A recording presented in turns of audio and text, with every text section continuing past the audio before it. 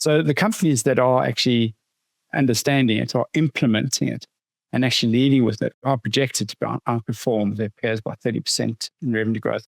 And that's 2026. At the moment, they're seeing a 15% gap, which in the next 12 months, it's going to double to 30%, which is huge. It's huge performance. So get out there and stop dabbling with AI and start making it work for you. Just to add, I know we're in the middle of a quiz, but let's give a little bit of consulting advice to people free on our podcast today.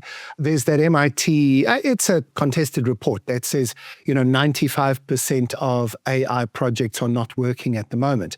Hidden in that very big headline statement, which isn't quite as bad as it sounds when you look at the data behind it. The 5% that are working, one of the main characteristics of it working is that senior leadership are directly involved in the experimental process.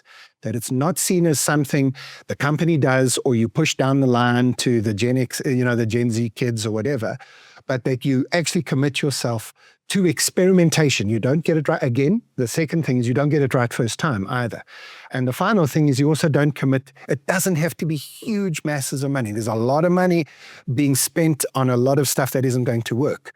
But you can cycle this up quite quickly, but as long as you commit. But I'm going to predict that once you have found out which AI applications do in fact work for you, and separate out the hype from the actual practical value, you wouldn't want to have that AI power in the hands of somebody else.